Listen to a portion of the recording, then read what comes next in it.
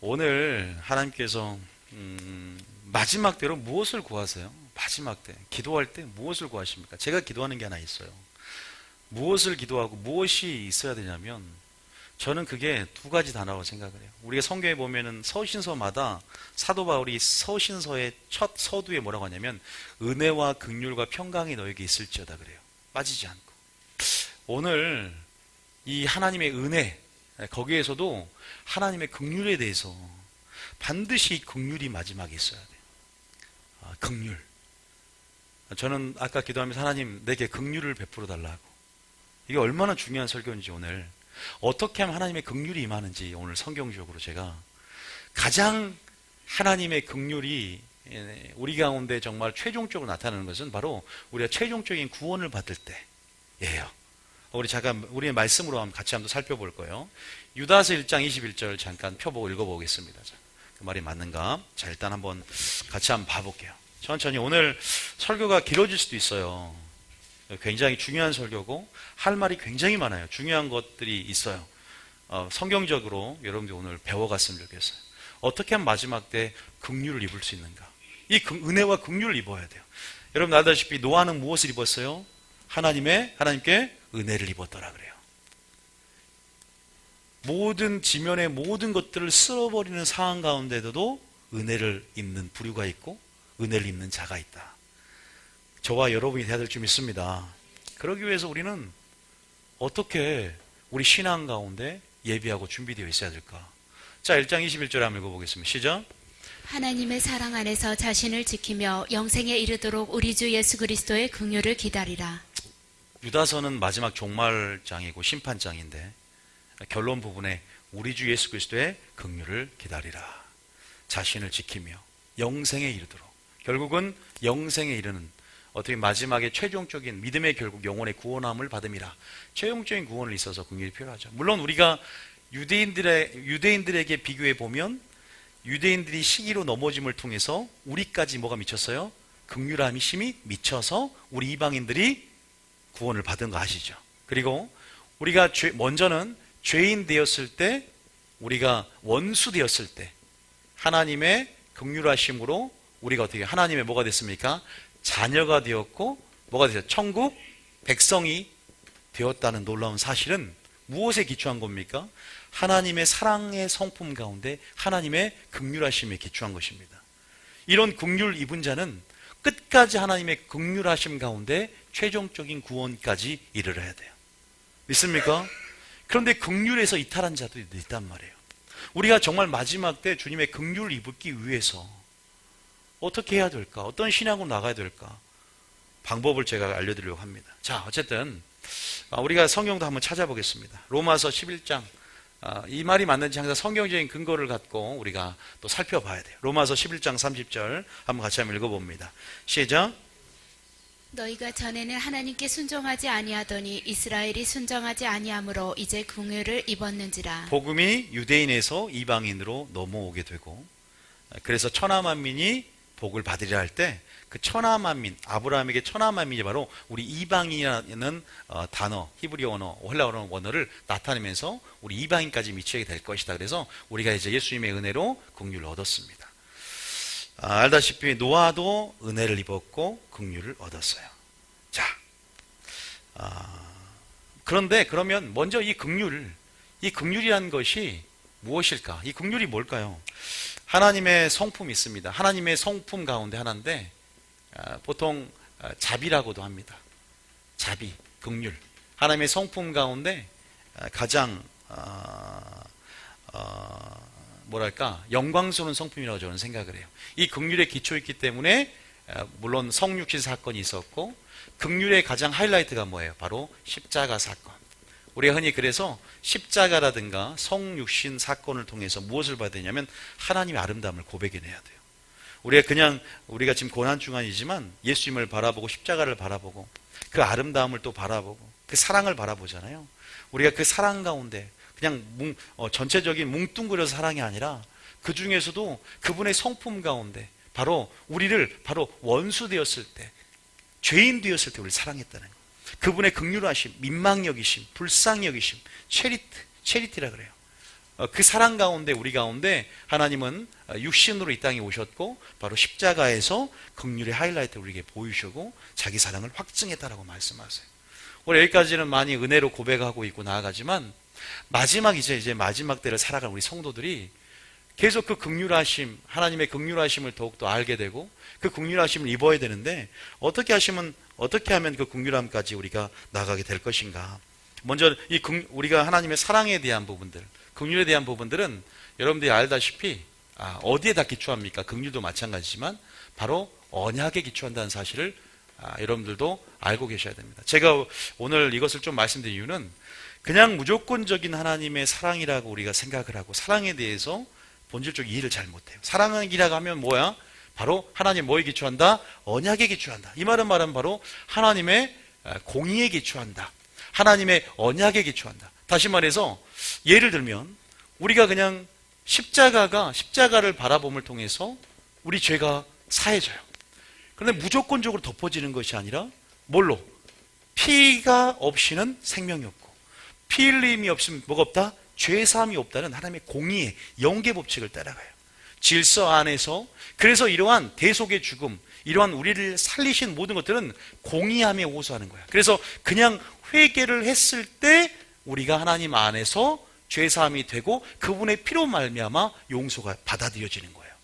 근데 이런 거가 다 뭐냐면 그냥 무조건적인 우리가 아는 사랑과 긍휼, 그냥 우리가 세상적인 감정 안에서 이루어진 이 구원의 역사가 아니라 그분의 철저한 언약과 공의, 그분의 영계, 그분 자신의 말씀을 따라서 공의를 따라서 우리 가운데 행하신 일들이라는 거죠. 그래서 긍휼을 얘기할 때는 하나님의 긍휼을 얘기할 때는 하나님의 은혜를 얘기할 때는 항상 어디에 기초하냐? 우리가 배우는 언약에 기초합니다.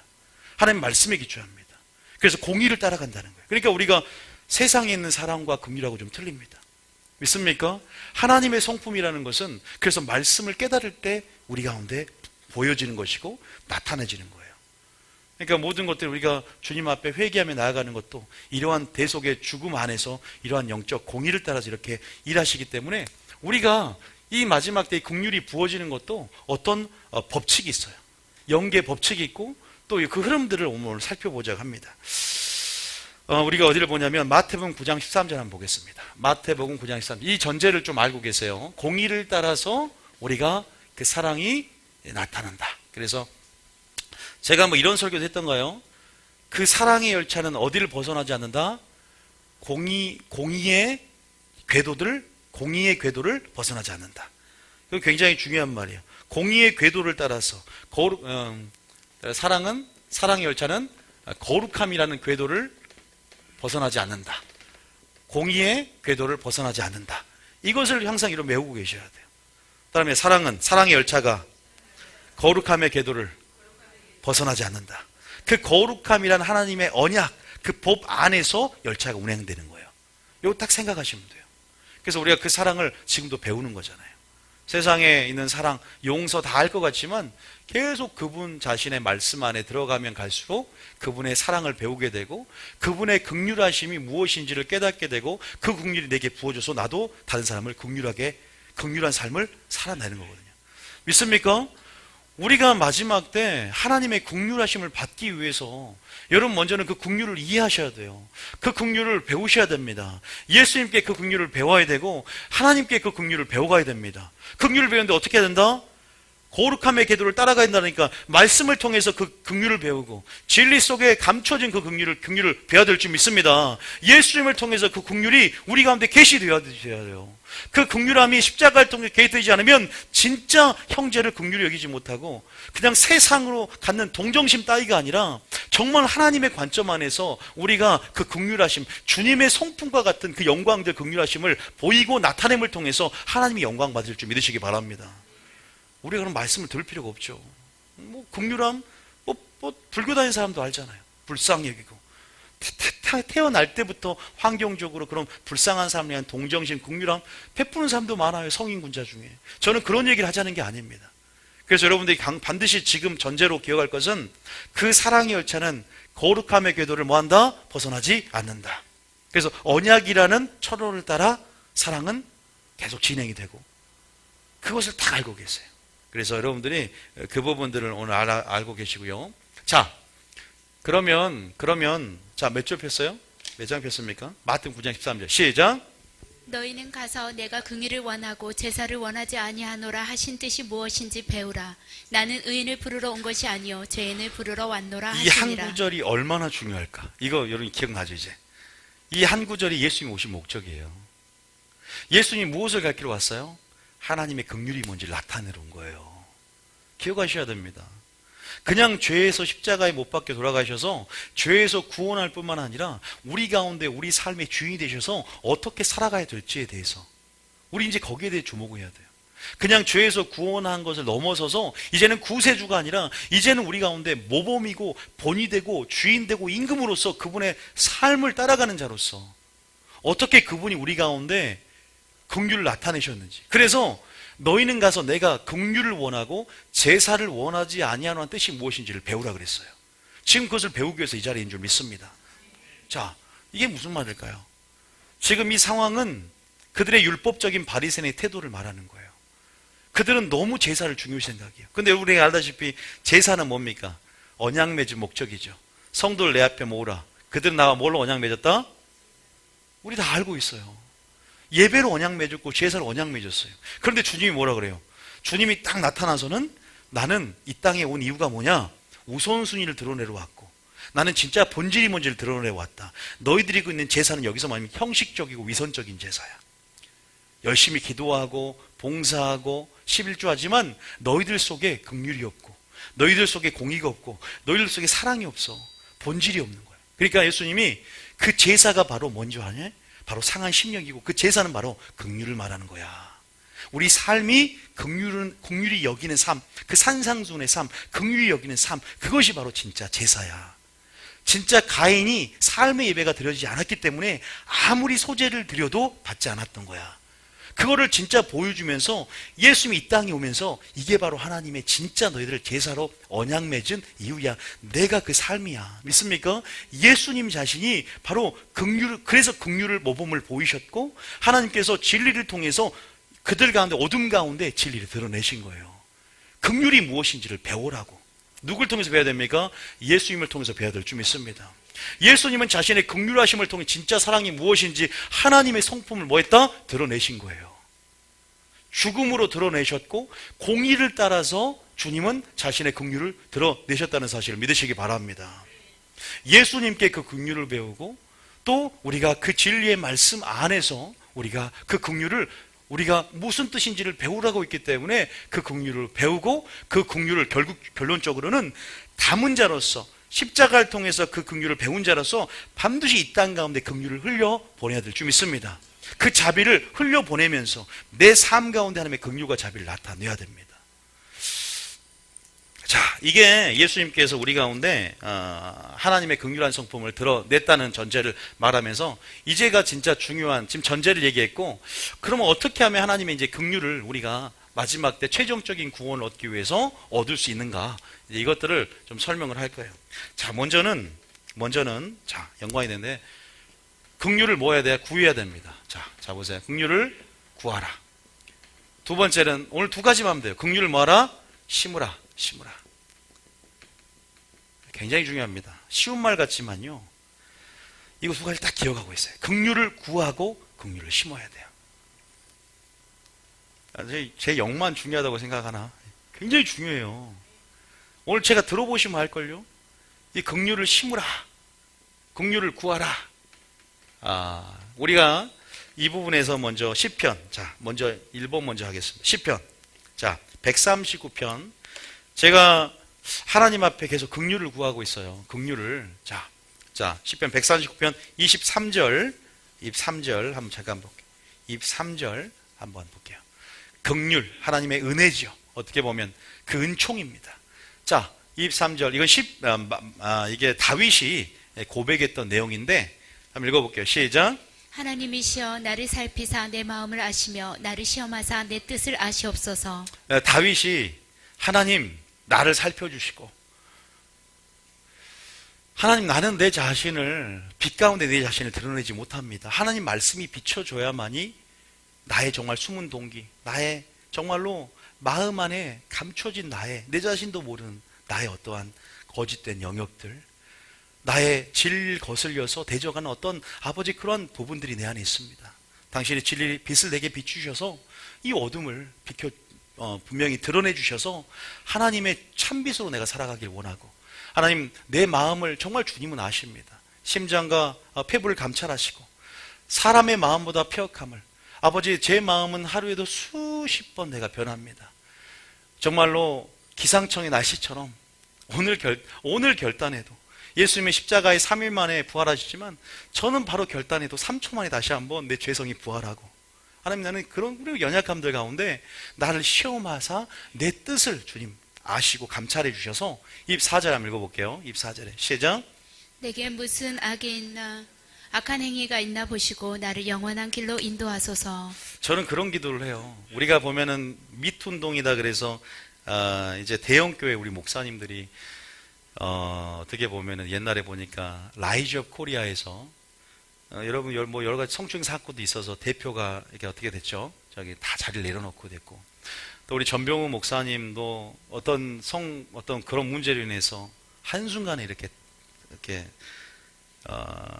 이 다음 세대 사역에 정말 선두주자고 굉장히 선구자고 굉장히 우리가 명성이 있었는데 한순간에 몰락한 걸 봤어요. 근데 저는 가만히 생각을 해보면 그것이 그분들에게 은혜가 될 수 있다. 왜요? 회개할 수 있는 그 상황 속에서 그들이 알지 못하는 어떤 교만이라든지 또 알지 못하는 영역 가운데 하나님이 그걸 드러내줌을 통해서 음성을 들을 수 있고, 또 그렇게 내려옴을 통해서 낮아질 수 있는 기회가 될 수 있기 때문에 때로는 저는 그 사람이 그게 은혜일 수 있다는 거죠. 결코 그 자리에서는 회개 심령이 만들어지지 않을 영역이 있거든요.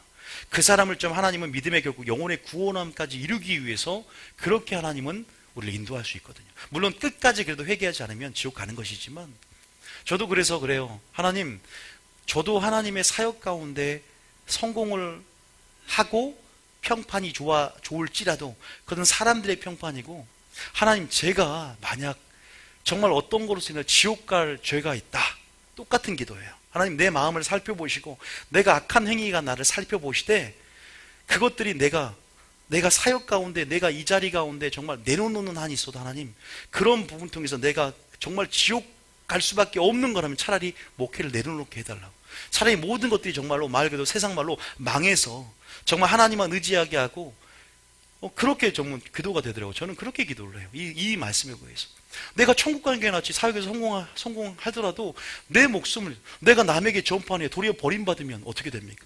내 몸을 쳐서 복종시키고, 저는 목사보다 어떻게 보면 내 개인적인 어떤 부분 안에서 내가 영혼 구원을 받는 게 중요하잖아요. 자기 생명이 얼마나 중요해요. 그래서 저는 그렇게 해요. 내가 인생 말미에도 정말 이것 때문에 내가 지옥 갈 죄가 내 안에 있거나 내가 교회를 하면서 그런 거 있다면 다 내가 차라리 아버지 정말 낮아지고 차라리 교회에서 내가 이렇게 사역을 안 하는 한이 있어도 하나님 나를 살펴달라고, 내가 그 은혜를 달라고, 그 은총을 달라고. 저는 하나님 영혼의 구원함까지 이르는 것, 최종적인 구원을 받는 것까지 하는 저는 목적입니다. 저 이렇게 기도해요. 굉장히 중요합니다. 하나님께서 지금 기도로 심을 일하시겠죠. 왜냐하면 저는 이 말씀을 알거든요. 사마 봐보세요. 사마 7장 14절. 사마 7장 14절 봐보세요. 이 구절이 있어요. 사마 7장 14절부터 15절 한번 읽어봅니다. 자, 14절부터 한번 읽어보세요. 솔로몬에게 한 얘기입니다. 시작. 나는 그에게 아버지가 되고 그는 내게 아들이 되리니 그가 만일 죄를 범하면 내가 사람의 매와 인생의 채찍으로 징계하려니와. 지금 하나님께서 솔로몬에게 그에게 아버지가 되고 그는 내게 아들이 되리니 그가 만일 죄를 범하면 내가 사람의 매와 인생 채찍으로, 다시 말해서 사람의 매와 뭐예요? 인생 채찍으로 징계를 받는 것이 은혜이고 저주를 받는 것이 때로는 뭐다? 은혜일 수 있다는 거예요. 왜? 우리가 고린도전서 5장 5절에 보면 우리 육체를 사단에 내줄지라도 영은 곧 회개하여 예수의 날 구원을 받을까. 믿습니까? 우리가 사람 막대기와 인생 채찍으로 다스림을 받는 게 차라리 나 살아있을 때 지옥 가는 게 무슨 의미가 있어요? 여기서 아무리 잘나고 사람에게 칭송을 받고 아무리 높아져도 보세요, 인생 말미에 잘못되면 우리 영혼이 결국은 도리어 버림받으며 사도 바울의 고백처럼 무슨 의미가 있어요? 정말 하나님의 최종적인 구원은 긍휼이라니까. 최종적인 긍휼이에요. 은혜입니다. 가장 최종적인 은혜는 구원받는 거예요. 최종적인 하나님의 긍휼은 십자가로 시작했으면 이제 구원받는 거 아니겠습니까? 믿음의 결국 영혼의 구원함까지 이르는 거 아니겠습니까? 믿습니까? 많은 사람이 데마처럼 뭘로 시작했다가 성령으로 시작했다가 동역자로 시작했다가 다 뭐예요? 세상을 사랑하여 데살로니가로 떠나버렸잖아요. 성령으로 시작했다가 육체로 맞춰버리고 사울왕 보세요. 성령으로 시작했다가 뭘로 맞춥니까? 교만으로 맞추니까 말씀을 버렸으면 그를 버려버리잖아요. 뭘 뺏어가요? 은총을 뺏어버리잖아요. 차라리 사람 막대기와 인생 채찍고 다닐 때 깨달음이 은혜가 되고 징계가 은혜가 되고 때로는 저주가 은혜가 됩니다. 그래서 제가 그렇게 지금 추락한 목사님들이나 차라리 그렇게 하면 낮아지게 만듦을 통해서 다시 한번 하나님께서 그들을 사랑함을, 그게 긍휼이었음을 다시 한번 고백해내며 다시 한번 회개하며 올라와야 되지 않겠습니까? 그런 마음이 들더라고요. 자, 보시면 14절에 보면 마찬가지예요. 그렇게 다스린다. 하나님의 자, 그러면서 15절에 보면 15절 시작. 내가 내 앞에서 물러나게 한 사울에게서 내 은총을 빼앗은 것처럼 그에게는 빼앗지는 아니하리라. 보세요. 사울에게서 뭘 뺏어요? 은총을 뺏어. 긍휼이 베풀어지지 않았어요. 바리새인들에게도 뭐가 베풀어지지 않았어요? 긍휼이 베풀어지지 않아요. 그들은 이미 지옥의 판결을 받았느니라. 사울왕도 뭘 뺏어가요? 은총을 뺏어버립니다. 끝까지 하나님의 은혜와 긍휼, 은총이 임해야 될 줄 믿습니다. 그런데 은총이 임하지 않는 사람이 너무나 많더라 이 말입니다. 여러분, 그래서 우리는 기도할 때도 마찬가지예요. 하나님의 은혜와 저는 긍휼을 구하며 세리처럼 주여 나를 불쌍히 여겨주시옵소서. 그런 겸손함 가운데 하나님의 은혜를 구하고 긍휼을 구하는 저와 여러분이 되어야 될 줄 믿습니다. 은혜를 고백하며 은혜를 주님을 범사 인정하며 그렇게 우리의 연약함과 한계성과 우리의 부족함들을 인식해 나가면서 하나님만 바라보며 그렇게 끝까지 내 생명 다할 때까지 주님 오실 때까지 그렇게 나가야 될 줄 믿습니다. 그죠? 그저 깜짝 놀랐어요. 사울의 은총을 뺏은 것처럼 내가 너를 빼앗지 않겠다. 왜? 다윗이 어떻길래? 솔로몬이 그래서 타락할 뻔했는데 전도서를 쓰고 회개하는 역사가 있었단 말이에요. 저도 하나님께서 저희 부모님의 기도로 은총을 베풀어 줬다는 생각이 듭니다. 부모님이 저를 위해서 기도해 주시고 세상 속에서 방황할 때도 그 방황에서 이제 종지부를 끊고 다시 한번 하나님 품으로 들어올 수 있도록 오히려 세상에서 살면서 악을 상대했던 부분들이 오히려 선용되어져서 오히려 그것을 더 큰 죄라고 여기며 너희가 많이 죄를 지은 자가 많이 사랑하느니라고 했던 누가복음 7장 900처럼 하나님께 다시 한번 상대적으로 이 죄가 얼마나 컸는지를 내가 고백해내며 더 은혜로 더 깊이 들어올 수 있게 된 계기가 되었었거든요. 그러니까 모든 것들이 이런 부분들이 하나하나 보좌의 씨를 심으며 하나님의 긍휼과 새 일들 기대하며 또 저희 부모님이 또 심는 근성을 가지고 거두는 근성을 버리고 이제 심는 근성이 마지막 때 있어야 돼요. 심는 근성을 갖고 그렇게 하나님 앞에 헌신하고 대가를 지불하고 영혼을 위해서 투자하며 나아갔던 모든 것들이 자식에게 이렇게 영향을 미치면서 추수하고 열매 맺고 거두어지더라고요. 그래서 제가 나의 나 된 것은 하나님의 은혜지만 또 우리 부모님의 또 특별하게 우리 어머니 은혜가 아닌가. 우리 어머니가 아버지까지 저일까지 새벽 기도로 3명을 업고 다니면서 저희 아버지도 그렇게 신앙이 깊지 않았기 때문에 모든 우리 가족들 우상을 숭배했던 우리 아버지 쪽 가정 모든 것들을 저희 어머니가 씨를 뿌리고 희생을 하며 나아갔던 부분들 안에서 저는 그래서 참 감사한 부분이 있어요. 그런 부분 안에서는 긍휼을 구하시기 바랍니다. 구하기만 하면 되냐? 아닙니다. 긍휼을 심어야 된다는 데에서 성경적으로 제가 보여드리려고 그래요. 우리가 마지막 때 이 조금 영적 거지 근성을 좀 버려야 됩니다. 열매를 따려고만 하지 말고 열매를 심으려고 하자. 마지막 때요 심는 근성이 있어야 돼요. 안 그러면 한 달란트 한 달란트 받은 사람처럼 되는 거예요. 우리가 장사를 한다, 심는다. 다음에 갈라디아 6장에 보면 이런 말이죠. 갈라디아 6장 알지만 갈라디아 6장 8절. 자, 이게 굉장히 중요해요. 신앙의 원리입니다. 심은 대로 너희가 거두게 될 것이고 내가 행한 대로 갚아 줄 것이다. 이 공의의 법칙, 영계의 법칙을 따라서 지금 얘기하는 거예요. 우리 모든 것들은 심은 것의 결과라는 거예요. 자, 갈라디아 6장 8절입니다. 시작. 자기의 육체를 위하여 심는 자는 육체로부터 썩어질 것을 거두고 성령을 위하여 심는 자는 성령으로부터 영생을 거두리라. 성령으로 심는다, 이게 무슨 말인가? 그냥 여러분들이 생각하는 그냥 물질로만 심는다는 차원이 아니에요. 우리가 하나님 안에서 대가를 지불하며 우리의 삶으로, 우리의 손으로, 다시 말해서 오늘 긍휼하기 때문에 우리 긍휼을 뭐예요? 심는 걸 얘기하는 거예요. 그래서 따라하면 긍휼히 여긴 자는 복이 있나니 긍휼히 여김을 받을 것이다 그러잖아요. 긍휼을 여긴다는 것은 긍휼을 심는 거예요. 어떤 대상이 긍휼을 심어야 되는가? 여러분, 그것은 기회라는 거예요, 우리에게. 그 기회는 하나님을 아는 만큼 그 기회는 보이게 됩니다. 그래요. 하나님을 모르고 말씀을 모르고 진리를 모르면 내가 누구에게 긍휼을 심어야 되고 그 대상이 누구인지도 모르게 되고 내가 긍휼히 여기는 자는 복이 있나니 마지막 때 긍휼히 여김을 받을 것이다. 적어도 우리가 긍휼히 여김을 받는 것, 하나님의 은총이 노아처럼 은혜가 임하는 것, 그리고 긍휼이 임하는 것은 성경에 살펴보면 다 대부분 긍휼을 구했고 긍휼을 심었던 자들이에요. 선을 쌓았던 자들이에요. 구제를 심었던 자들이에요. 이게 아무것도 아닌 게 아닙니다. 하나님이 그것을 뭐한다? 기억했다라고 성경에 표현되어 있어요. 그걸 한번 성경을 살펴보자는 거예요. 여러분들이 행한 것들이 다 뭐예요? 남들에게 보이기식이 아니었잖아요. 남들에게 보이게 한 것은 이미 상을 받았느니라 그래요.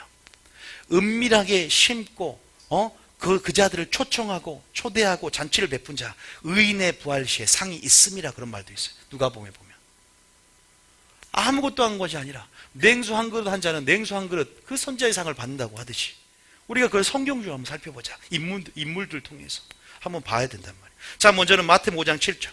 자, 성경을 살펴봅시다. 자, 제가 4명을 한번 살펴볼 거예요. 긍휼을 심으라 할 때 4명을 한번 살펴볼 거니까 마지막 때 우리가 어떠한 라이프 스타일로 살아야 될 것인가, 어떤 산상순의 삶을 살아야 될 것인가. 자, 마태복음 5장 7절 시작. 긍휼히 여기는 자는 복이 있나니 그들이 긍휼히 여김을 받을 것이며. 그죠? 자, 정말 긍휼을 심으라는 그런 어떤 구절들이 성경에 있는 걸 찾아보는 거예요. 전 마태복음 5장 7절을 했고 야고보서 2장 봅니다. 야고보서 2장 13절. 하나님께서 이런 구절을 탁탁 주세요. 저한테. 야고보 2장 3절에 시작. 긍휼을 행하지 아니하는 자에게는 긍휼 없는 심판이 있으리라. 긍휼은 심판을 이기고 자랑하느니라. 이 말은 무슨 말이에요? 마지막 때. 우리는 지금 마지막 때를 살아가고 있기 때문에 마지막 때 생존 전략일 수도 있어요. 어떻게 보면은. 그리고 마지막 최종적인 구원 가운데 아버지의 긍휼이 십자가에서 베풀었던 긍휼이 지속적으로 더 증가되게 우리에게 부어짐을 통해서 이제 완성되어지는, 그리고 우리 삶의 어떤 행동 양식이라든가 믿음의 삶의 방식에 대해서 여러분이 어떻게 준비하고 예비되어 있을 것인가. 바로 뭘 행하라? 긍휼을 행해야 된다는 거예요. 긍휼히 여겨야 된다는 거예요. 이게 무슨 말이냐? 긍휼히 행하지 않는 자를 먼저 얘기한 것은 긍휼을 행하는 자에게 뭐가 있다? 심판을 이기게 될 것이다. 하나님의 긍휼이 베풀어지게 될 거라는 거예요. 왜? 네가 원수에게도, 네가 가난한 자에게도 어떻게 행동이 있기 때문에 그 원통함을 감찰해주고 하나님께서 너에게 이렇게 갚아줄 것이다. 굉장히 중요한 거라니까요. 지극히 작은 자 한 것이 바로 누구에게 한 것이다? 나에게 한 것이다. 여러분들이 지금 우리가 이 심는 근성 안에서 지금 우리가 그 기회들을 찾으면서 우리가 마땅히 창조의 목적대로 선을 행할 자로 우리를 불렀어요. 너희가 선한 일에 뭐하게? 친백성이 되게 해서 창조했다. 선한 일에 친백성이 되게 함이니라. 주 안에서 선한 일을 위하여 지으심을 받았나니. 착한 행실, 선한 행실, 좋은 행실 같은 말이에요. 주 안에서. 다시 말해서 순종함을 통해서 이런 하나님의 성품, 긍휼을 드러내고 용서를 드러내고 자비를 드러내고 하나님의 사랑을 드러내는 삶, 이것이 우리 사람의 본분인 줄 믿으시기 바랍니다. 마땅히 그 긍휼을 받은 자로서, 마땅히 그 1만 달란트의 은혜와 긍휼들을 우리 안에 심어서 빚진 자의 심령이 된 자로서 우리는 마땅히 긍휼을 행하는 자로 우리를 불렀다는 거예요. 성경 전체에 지금 보면 나와요. 이게 디도서 2장 14절, 에베소 2장 10절, 선한 일을 위해서 지으심을 받았고 예수의 십자가에 돌아가신 목적이 바로 우리를 선한 일의 친백성이 되게 합니다. 너희를 이를 행하라. 그리하면 살리라. 믿습니까? 어쨌든 우리가 어떠한 대가를 바라고 하는 것은 아니지만 우리가 하나님 안에서 이렇게 씨를 뿌렸을 때 하나님을 기대하며 나아가는 건 굉장히 필요한 부분이 있어요. 농부가 씨를 뿌렸을 때 추수할 것을 기대하면서 인내하며 나가거든요. 우리가 그럴 때 우리 연약함 안에 소망이 되는 거예요. 여러분 기억하십시오. 제가 오늘 성경적으로 볼 때, 그럼 정말 제가 지금 이론적으로 말한 게 성경적이 맞는지를 내가 내 명만 살펴보면 딱 삶을 보면 아 맞다 옳거니 딱 될 겁니다. 자 먼저는 좀 이제 이론적인 부분들 교리적인 부분들 좀 들어봐야 돼요. 자 또 한 구절 더 봐요. 자 시편 18편 25절. 자, 원리들을 좀 알아야 아 긍휼을 행하라고 나와 있구나, 긍휼을 심으라고 나와 있구나. 저희 교인들은 또 성경을 좀 많이 찾아보기 때문에 또 이렇게 따로 뭐 노트를 준비해도 좋고 또 성경 구절이 많기 때문에 그 성경 구절만 적어서 또 그 성경 구절만 읽어봐도 은혜가 돼요. 그리고 성경 구절을 여러분들이 다 안 외워줘도 계속 무의식 가운데 씨가 뿌려지고 그 구절들을 통해서 또 새로운 설교가 나오기 때문에 계속 듣다 보면은 확대가 돼요. 그러니까 너무 염려하지 마시고 그냥 들으셔도 되고. 자 읽어봅니다. 시작. 자비로운 자에게는 주의 자비로우심을 나타내시며 완전한 자에게는 주의 완전하심을 보이시며. 긍휼히 여기는 자는 긍휼히 여김을 받을. 같은 말이에요. 자비로운 자는 자비를 심는다는 거예요. 똑같은 말이었죠. 체리티, 자비. 불쌍히 여긴다, 긍휼히 여긴다. 나는 긍휼이 너희 제사보다 나은 것이 무엇인지를 배우라. 그러니까 예수님 안에 있는 성품인 그 자비로운 자에게는 바로 주의 자비로우심을 나타내시며 완전한 자에게는 주의 완전함을 보이신다라고 성경에도 기록이 되어 있습니다. 한 구절 더. 자, 여기까지만 일단 보고, 자, 일단은 세 가지 원리를 받고, 자, 한번 보겠습니다. 일단은 구약 인물을 보기 전에 신약 인물 중에 오네시보로라는 사람 한번 보겠습니다. 어디 나와요? 디모데후서 1장 16절 한번 보겠습니다. 디모데후서 1장 16절. 자, 디모데후서 1장 16절에. 자, 15절. 15절. 사도 바울이 고백을 해요. 내가 많은 동역자가 있는데 어떤 성도들은 나를 버려버리고 어떤 성도들은 끝까지 내가 감옥에 있어도 끝까지 나를 믿고 신뢰해서 끝까지 찾아오고 섬겨주고 영접해주는. 그래서 사도 바울이 뭐라고 고백하는지 한번 읽어보겠습니다. 시작. 아시아에 있는 모든 사람이 나를 버린 이 일을 내가 아나니 그 중에는 부겔로와 헤모게네도 있느니라. 다 이렇게 이름까지 거론하면서 저 나쁜 놈에게 사도 바울이 너무 열받았나 봐. 그러니까 굳이 부겔로 호모네가 안 해도 되는데 이름까지 들먹이면서 저 나쁜 놈 그런 거예요. 자 그러면 16절 봅니다. 시작. 원하건대 주께서 오네시보로의 집에 긍휼을 베푸시옵소서. 왜 긍휼을 베풀어 줄까요? 우리 원리 알았죠? 긍휼을 심었기 때문이에요. 사도 바울은 이 원리를 알아요. 우리가 지금 다 지금 보세요. 그래서 처음에 제가 그 긍휼에 대해서 얘기를 하고 지금 예화를 이제 4명을 드릴 거예요. 보시면 알아요. 그 삶 가운데 어떻게 긍휼이 나타났는지. 기도할 때도 주님 저 집에 긍휼을 베풀어 달라는 기도가 나와요. 그 긍휼은 뭔지 아세요? 여기서 긍휼은 주의 날에, 다시 말해서 주님 다시 오실 때를 예언해요. 그러면서 최종적인 구원, 재림 때 주의 생명의 부활로 주님 앞에 그가 죄가 있을지라도 긍휼의 심판을 이김으로 주여 허다한 죄를 덮는 그 사랑 안에서 긍휼을 베풀어 달라고. 차라리 그들을 인생 채찍과 막대기로 다스리셔서 그 죄를 깨닫게 해달라고. 그래서 차라리 그를 낮아지게 만들어서 겸손을 배워서 하나님 그들이 최종적인 구원 가운데 하나님 악한 행위가 살펴보시고 그가 결국은 믿음의 결국 영혼의 구원함에 이르게 해달라고. 이런 것들이 다 포함되어 있는 거야. 그러니까 무조건 잘 되는 게 축복이 아니야. 하나님 없이 잘 되는 것은 불행이에요.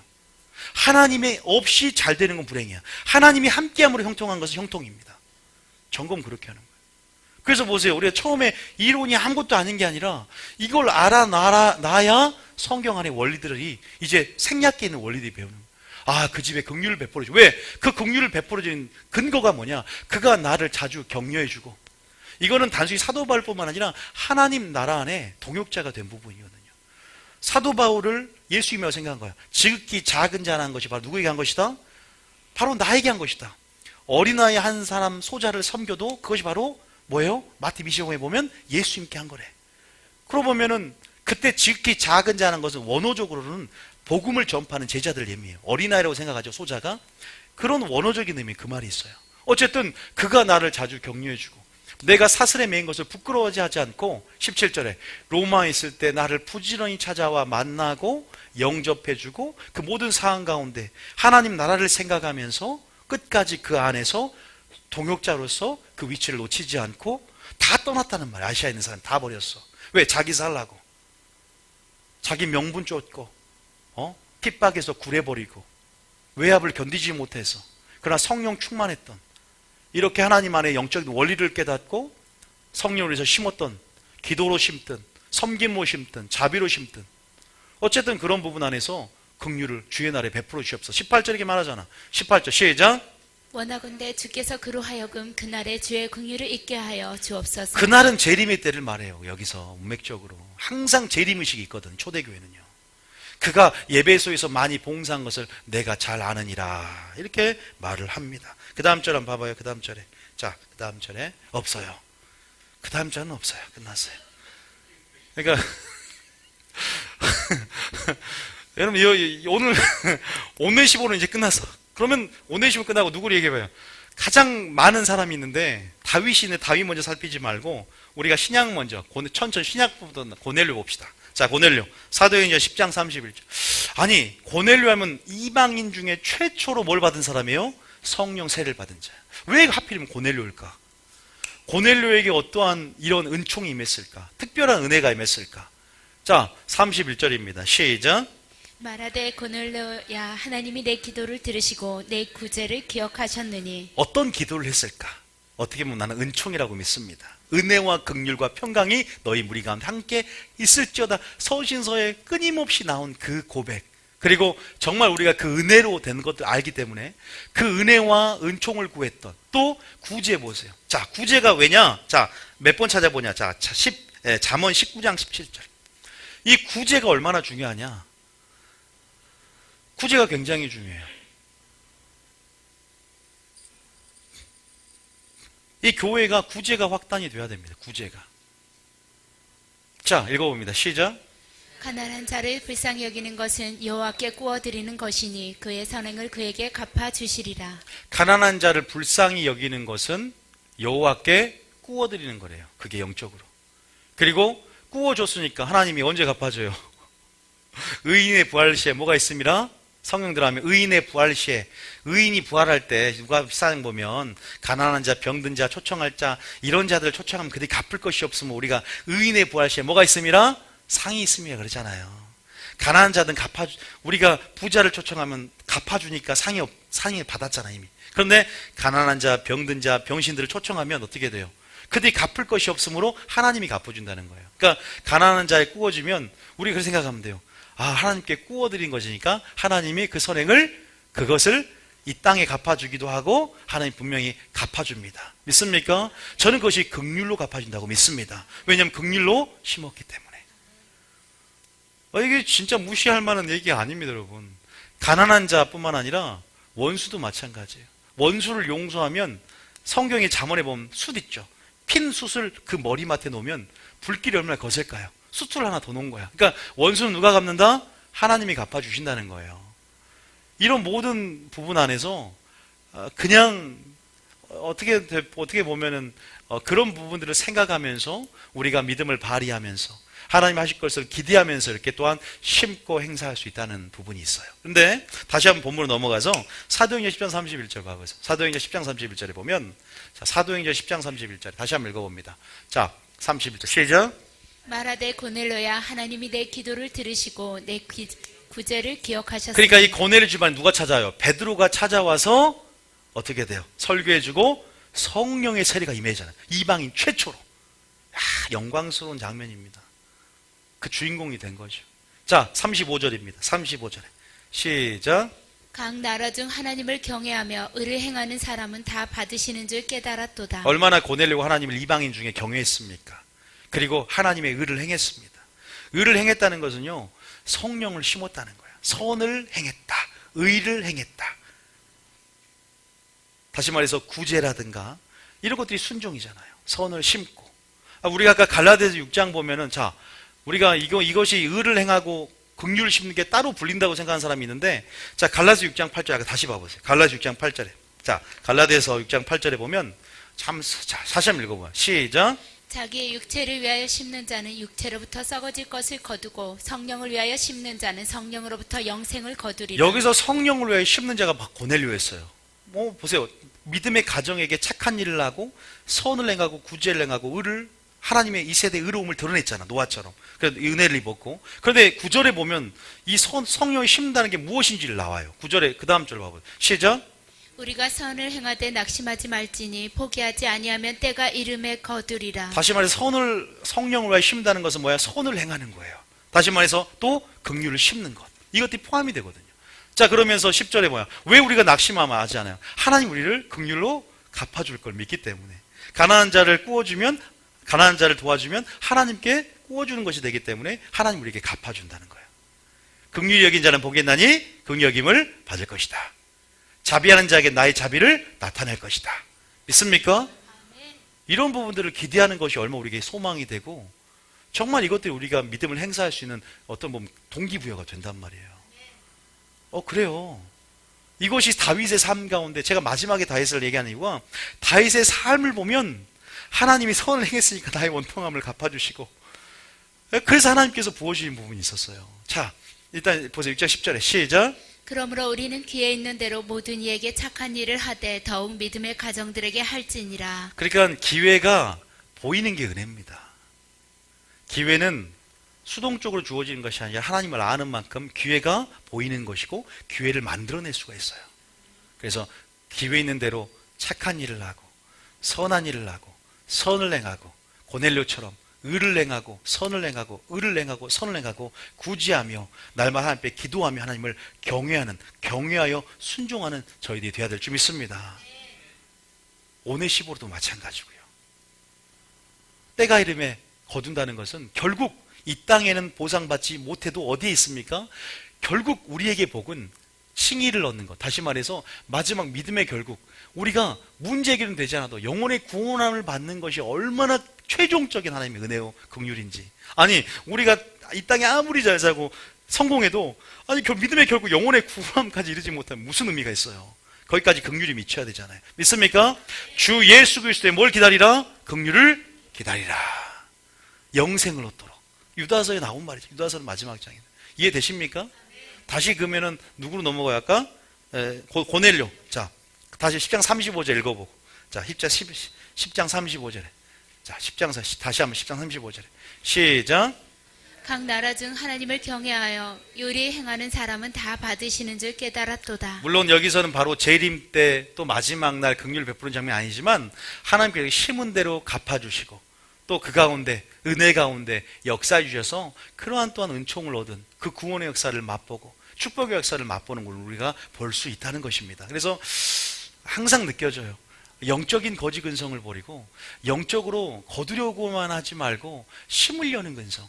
그리고 정말 마지막 달란트 비유 가운데 그가 달란트를 숨겨버리고 믿음을 행사하고 적극적으로 사용하고 장사하지 않은 걸 통해서 마지막 남기는 그런 적극적인 신앙 가운데 하나님은 심지 않은 데서 내가 모으지 않은 데서 해친 줄 알았더냐, 내가 심지 않은 데서 거둔 줄 알았더냐. 주님은 심고 거두는 분임을 알고 우리가 그 안에서 내가 이렇게 장사하고 또 하나님께서는 내가 그것이 천국에 쌓이고 있고 남겨지고 있고 내가 이런 모든 것들이 여호와께 구워주는 것이고 원수의 횃불을 심히 놔주는 것이고 의인의 부활 시에 상이 있는 것이고 그런 모든 것들을 기대하며 나아가시기 바랍니다. 기대가 있어야 되는 거예요. 믿음은. 저는 그걸 기대하면서 또 심는 부분 안에서도요. 우리가 하나님을 무슨 상업적인 어떤 내가 그런 이윤을 추구하는 그런 상업적인 관계가 아니죠. 내가 했으니까 주님이 이렇게 안 해줍니까가 그런 게 아니라 믿음 안에서 내가 또한 입을 크게 열라 내가 채우리라.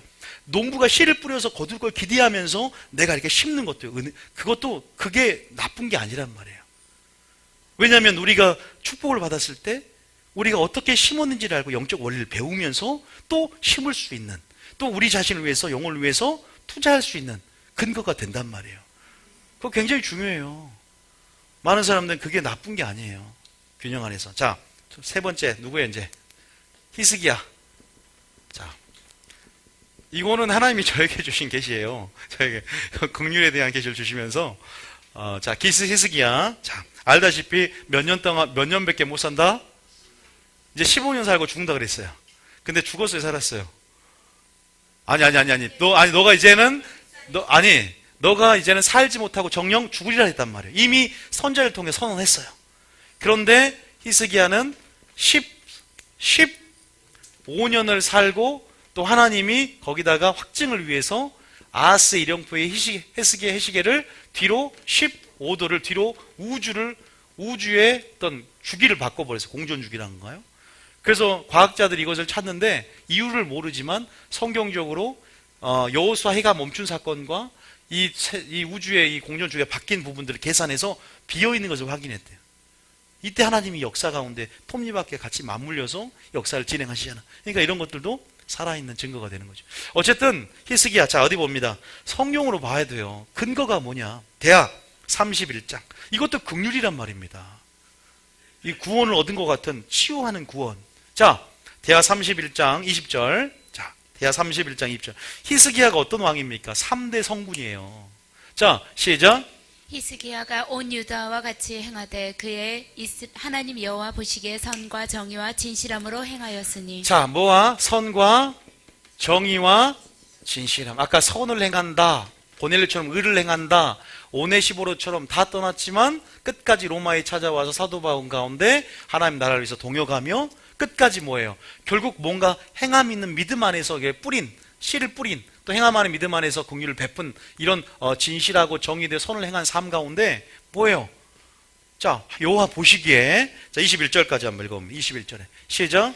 그가 행하는 모든 일 곧 하나님의 전에 수종드는 일에나 율법에나 계명에나 그의 하나님을 찾고 한 마음으로 행하여 형통하였더라. 이게 히스기야를 평가하는 거예요. 역대하에서 히스기야를 평가하는 거예요. 그러면 똑같은 구절이 왕하에도 있어요. 왕하 20장에 이제 죽지 못하고 네가 살지 못하고 죽으리라 했던 장면이 나와 있어요. 1절부터 읽어봅니다. 시작. 그때 히스기야가 병들어 죽게 되매 아모스의 아들 선지자 이사야가 그에게 나와서 그에게 이르되 여호와의 말씀이 너는 집을 정리하라. 내가 죽고 살지 못하리라 하셨나이다. 내가 죽고 살지 못하리라. 선언입니다. 그럼 죽어야 되는데, 자 2절 그 다음 절에 시작. 어떻게 기도한지를 보세요. 자 시작. 히스기야가 낯을 벽으로 향하고 여호와께 기도하여 이르되 3절에 여호와여 구하오니 내가 진실과 전심으로 주 앞에 행하며 주께서 보시기에 선하게 행한 것을 기억하옵소서 하고 히스기야가 심히 통곡하더라. 그죠? 긍휼을 심은 것을 기억해 달라고. 내가 진실과 전심으로 주 앞에 행하였고 주께서 보시기에 선하게 행한 것을 기억하여 주시옵소서. 역대하 평가했죠. 긍휼과 아까 뭐 했어요? 선과 정의와 진실 평가를 역대사관에서 그 역대하에서 보니까 평가를 하고 있어요. 역대사관에 보면 이 히스기야를 삶이 얼마나 그랬는지 성령에 의하여 심고 나아갔을 때 긍휼히 여기는 자는 복이 있나니 긍휼히 여김을 받는데요. 우리가 무엇을 심든 이 사람이 그대로 거둔다고 하는데 이렇게 뭐가 있어요? 담대함이 있어요. 우리가 이 말을 보니까 뭐가 생각나요? 바로 떠올라야 돼요. 요한일서가 생각나야 돼요. 어떤 원리의 근거에 있냐? 요한일서 3장 21절 22절 읽어보셔야 돼요. 자, 요한일서 3장 20절 시작. 사랑하는 자들아 만일 우리 마음이 우리를 책망할 것이 없으면 하나님 앞에서 담대함을 얻고 무엇을 얻어요? 담대함을 얻어요. 뭐라고? 자, 22절에 이제 무엇인지 뭘 받아요? 구하는 바를. 저도 이렇게 하게 할 것 같아요. 내 안에 내가 그의 계명을 지키고 그 앞에서 기뻐하는 것을 행했을 때 우리 마음에 담대함을 얻고 무엇인지 구하는 바를 받는데 무엇이든지 하나님 내가 주님 앞에 주를 기쁘시게 하고 계명을 지키며 주님 안에 거하며 또 내가 그래 나갔던 것들을 하나님 기억하여 달라고. 그러니까 그 말은 행위를 자랑하는 것이 아니라 나를 그렇게 불쌍히 여겨달라고. 세리의 기도처럼 하나님 내가 주님 앞에 그리고 그 담대함 안에서 하나님 자녀에게 무엇인지 구하면 주신다고 했고 하나님 나는 그 부분에서 더 이게 구하니까 어떻게 돼요? 하나님께서 그것들을 그 눈물과 그 기도를 들으시고란 말이 있어요. 들으시고 상달되었고 들으시고 하나님이 그 긍휼을 심었던 삶 가운데 하나님이 그에게 긍휼의 은총을 부었다는 사실을 믿으시기 바랍니다. 사울왕처럼 은총을 빼앗지 않았어요. 어떠한 삶의 방식을 살아내느냐 우리가. 산상순의 삶이에요. 이게 산상순의 삶. 이게 예수님의 긍휼의 삶입니다. 너는 내가 제사보다 내가 긍휼을 위하여 온지를 네가 아느냐? 내가 자비를 위하여 왔다. 나는 제사를 원하지 않고 나는 자비와 긍휼을 원한다. 이 뜻이 무엇인지를 배워라. 우선순위가 무엇이냐? 너희가 말하는 그 제사는 예배, 그냥 형식적인 예배가 아니라 너희 삶이 자비로운 삶을 사는 것이 바로 예배다, 제사다. 가르쳐 주려고 온 거예요. 하나님의 영광, 아버지의 긍휼이 무엇인지를 드러내는 거죠. 다시 말해서 지금 이 원리대로 다시 한번 넘어가면 역대하 31장 왕하 20장 3절 다시 한번 읽어봅니다. 이런 다음 되면 여러분 가운데 있기를 축복합니다. 안정희사님 이렇게 기도했죠. 난편 기도할 때 주님 기도했죠. 하나님 주님 앞에 이런 다음 자녀는요 또 취할 수 있어요. 무조건 내가 하나님 알아서 이게 아니라 하나님 내가 주님 앞에 담대함을 갖고 선하게 한 것들을 기억하여 달라고, 그런 부분에서 자비와 긍휼을 베풀어 달라고. 어떻게 하나님 안에서, 물론 하나님 뜻 안에서 있지만 다시 한번 읽어봅니다. 시작.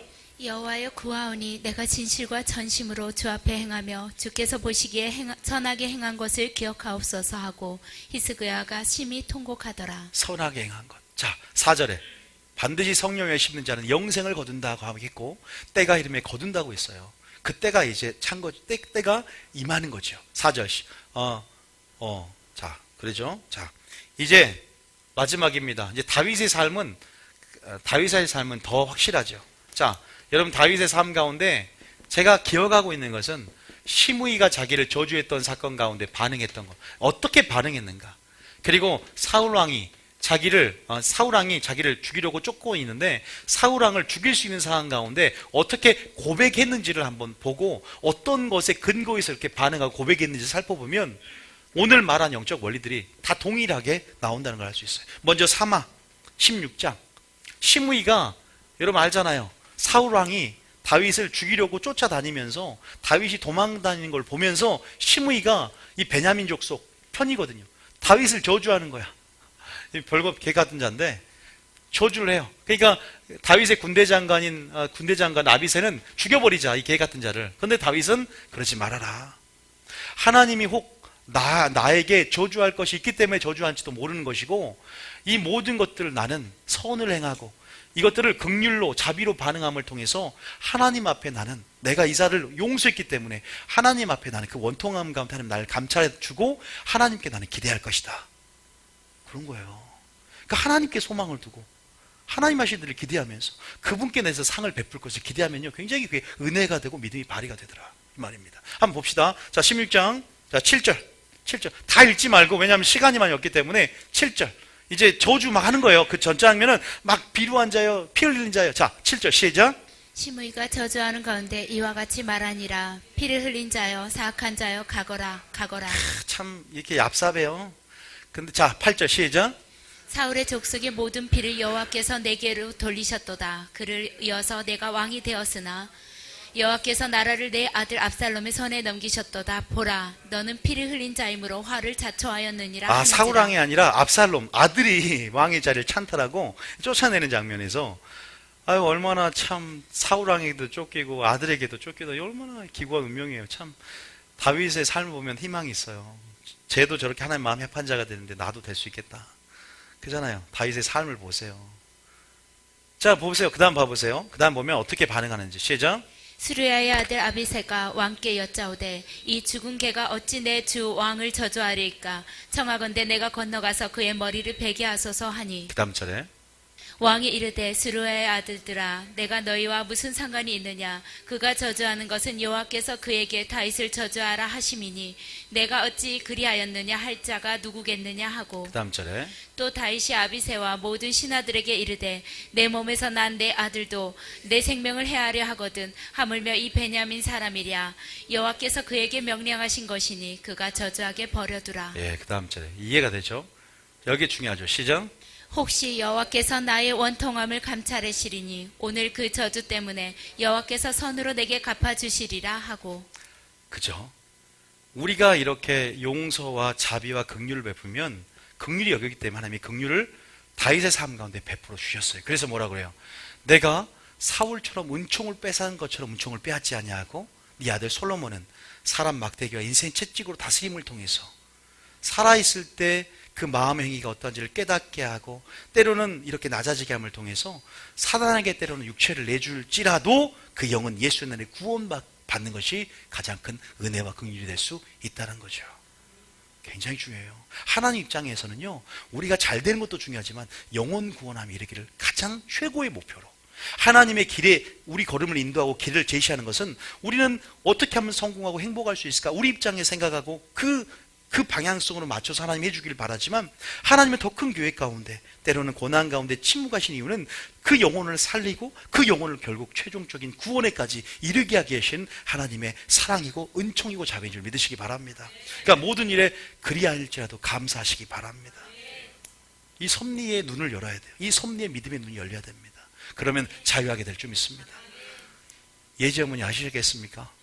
그 섭리함의 눈을 여시고 나가셔야 돼요. 하나님의 섭리가 보일수록. 그래서 우리가 그런 부분에서 자, 그래서 선으로 결국 갚아주시거든요. 그 생애 가운데. 자, 여기도 있지만 이제 마지막으로 한 구절 마칠 때는 24장 보세요. 우리가 이제 이스라엘 가면서 우리 그걸 봤어요. 이렇게 소도 거기 어디쯤에 있냐면 사해를 우리가 이제 끼고 이렇게 들어가는데 그쪽에 이제 이쪽 면에 사울이 다윗이 도망갔던 데가 그냥 황무지 같은 고원이야. 예, 그죠? 황무지 같은 고원이에요. 사막. 그걸 봤어요. 아, 저기 도망이 다니고 10황무지죠. 그리고 엔데기 고원이고 엔데기 골짜기 고원 이렇게 그냥 황토색 그냥 다 사막 같은데 황무지예요. 우리가 보고 기억나요? 기억 다 까먹었죠? 다시 한번 갔다 올까요? 아, 기억을 못해요. 아, 내가 사진이 있는데 활용을 좀 해야 되는데 그거 찍어놓은 게 있는데 자, 이걸 보니까 여기서 자 12장 자 3상 24장 이게 3상 24장 26장에 두 번이나 죽일 수 있는 기회가 있었어요. 근데 저는 그거보다 고백이 더 들리더라고. 그러니까 아비새처럼 하면 안 돼. 아비새는 이 개 같은 자를 죽여버리자, 육적인 반응. 그런데 우리는 어떻게 지금 우리 삶을 살아내야 될까? 이 마지막 때가 됐는데 어떻게 살아야 될까? 더욱더 우리가 창조의 목적과 구원의 목적을 생각하면서 하나님의 선, 하나님의 의, 하나님의 진리, 하나님의 사랑을 드러내며 하나님의 영광을 돌려야 될 줄 믿습니다. 어떻게 보면 당연한 거지만 이런 원리를 봤을 때 그때만 군총이 오는 게 아니야. 이런 담대함이 생기는 거예요. 내가 하나님 날 치유해달라고 모든 행하는 가운데 담대함 가운데 예수님을 요구할 수 있는 담대함 우리 가운데 생기고 우리 가운데 하나님의 은총과 축복과 구원의 역사를 맛보게 되는 거죠. 치유도 맛보고 믿습니까? 성령세도 최초로 받게 되고 얼마나 좋아요. 그러니까 우리가 그런 부분에서 이런 것들이 수동적인 사람들은 조금 힘들어요. 자, 24장 1절입니다. 1절이 아니라 19절. 뭐 다 읽어보시고 여러분들이. 자, 19절에 죽일 수 있는데 아니 뭐 이렇게 못자랑만 살짝 뺐잖아요. 고백만 봅시다 오늘. 자, 시작. 사람이 그의 원수를 만나면 그를 평안히 가게 하겠느냐. 내가 오늘 내게 행한 일로 말미암아 여호와께서 내게 선으로 갚으시기를 원하노라. 하나님께서 우리 가운데 죽일 수 있는 충분히 자기를 죽이려고 하는 사람을 죽일 수 있는 그 권한이 있었지만 내가 여호와의 기름 부은 자를 내가 치는 것은 하나님께서 금한다는 그 말씀의 근거에서 감정을 이기고 말씀으로 반응을 해버려요. 너는 감정대로 죽이려고 하지 않고 말씀의 근거에서 믿음을 발휘해서 끝까지 인내하면서 그 말씀을 살아내네. 그것이 뭐예요? 때로는 이 사람에게 어떤 말씀이에요? 자비를 베풀고 용서를 베풀고 선을 행하는 거죠. 사울도 감동을 받는 거야. 야, 그의 원수를 만나면 평안히 가게 하겠다. 사울이 고백하는 거야. 내가 오늘 내게 행한 일로 말미암아 여호와께서 내게 선으로 갚으시기를 원하노라. 한 구절 더 봅니다. 자, 26장 6절 뭐 알지만 26장 6절에 봐보세요. 26장 6절에 시작. 이에 다윗이 햇사람 아히멜렉과 스루야의 아들 요압의 아우 아비새에게 물어 이르되 누가 나와 더불어 진영에 내려가서 사울에게 이르겠느냐 하니 아비새가 이르되 내가 함께 가겠나이다. 21절 봐봐. 21절에 자 21절에 여러분 24장 26장 전부 다 읽어보세요. 자 시작. 사울이 이르되 내가 범죄하였도다. 내 아들 다윗아 돌아오라. 내가 오늘 내 생명을 귀하게 여겼은즉 내가 다시는 너를 해하려 하지 아니하리라. 내가 어리석은 일을 하였으니 대단히 잘못되었도다 하는지라. 그 다음 절에 다윗이 대답하여 이르되 왕은 창을 보소서 한 소년을 보내어 가져가게 하소서. 여호와께서 사람에게 그의 공의와 신실을 따라 갚으시리니 이는 여호와께서 오늘 왕을 내 손에 넘기셨으되 나는 손을 들어 여호와의 기름 부음 받은 자를 치기를 원하지 아니하였음이니이다. 그죠? 여기 뭐라고 합니까? 뭘로? 공의와 신실을 따라 갚으신다라는 말에서 또 우리가 이렇게 볼 수가 있습니다. 그러면서 24절까지 읽습니다. 시작. 오늘 왕의 생명을 내가 중히 여긴 것 같이 내 생명을 여호와께서 중히 여기셔서 오늘 모든 환난에서 나를 구하여 내시기를 바라나이다 하니라. 이런 영적인 원리, 이런 산상순의 삶, 이런 영적인 원리를 기대하면서 우리가 선을 행하고 포기하고 낙심하지 않으면 때가 이름에 거둘 걸 믿고 우리가 믿음의 가정에서부터 착한 일을 시작했던 갈라디아 교인들처럼 우리가 오늘 다윗도 우리가 살펴봤고 히스기야도 살펴봤고 고넬료 살펴봤고 오네시보로 살펴봤어요. 여러분들은 어떤 생각이 듭니까? 우리가 몇 구절을 읽고도 마치겠습니다. 마태복음 6장 4절입니다. 마태복음 6장 4절. 마태복음 6장 4절. 자, 마태복음 6장 4절. 자, 시작. 내 구제함을 은밀하게 하라. 은밀한 중에 보시는 너희 아버지께서 갚으시리라. 내 구제함을 고넬료의 구제처럼 은밀하게 하라. 은밀한 중에 보시는 너희 하나님께서 갚아주실 것이다. 반드시 심은 대로 갚아주신 하나님, 행한 대로 갚아주신 하나님, 또 행한 대로 심판하신 하나님을 분명히 우리는 마지막 때 심판을 이해하며 또 하나님의 공의의 법칙을 이해하며 우리는 믿음을 발휘해야 될 것입니다. 이런 부분이 주님을 아는 거예요. 이렇게 아는 가운데 한 달란트 받은 그런 종이 되겠습니까? 되지 못하지요. 하나님을 알기 때문에 하나님을 알므로 이 한 달란트를 어떻게 사용해야 할까 해서 아는 거예요. 묻어 놓겠습니까? 그냥 땅에 감춰 놓겠습니까? 절대 그렇게 못하는 거예요. 우리에게 이미 은총을 주셨고 은총의 수단들을 주셨고 우리 가운데 마땅히 네가 이를 행하라. 무엇을 행하든지 우리가 무엇으로 심든지 기억하시면서 대가를 지불하면서 적극적이고 능동적인 믿음으로 천국을 침노에 들어가야 돼요. 나중된 자가 먼저 돼요. 먼저 된 자가 나중됩니다. 기억하십시오. 너희들은 빼앗긴다. 너희들은 하나님 나라 그 열매 맺는 백성이 그걸 차리하고 너희는 빼앗기게 될 것이다. 이렇게 되는 거예요. 그러니까 우리 안에서도요. 그런 부분 안에서 영적인 욕심을 갖고 우리가 여호수아서 배울 때도 가나안 땅을 정복해 나가고 침노해 나가는 그것이 무엇이냐면 그런 여정 가운데 건너가면서 여리고성을 무너뜨리고 아이성을 무너뜨리고 계속 그 정복 전쟁이 우리 가운데 뭐예요? 천국을 침노에 들어가며 그렇게 나아가는 과정이거든요. 결코 쉽지 않습니다. 영적 전쟁이에요, 신앙은요. 그리고 우리 가운데 하나님 말씀에 순종하면서 영광을 보는 과정이고. 그래서 여러분들이 그런 부분 안에서 여기서도 이게 산상순이잖아요. 다 그런 사람들 우리 가운데 보여주시는데 문제는 아버지께서 뭐예요? 갚아주신다는 거. 요거잖아요, 오늘 주제가.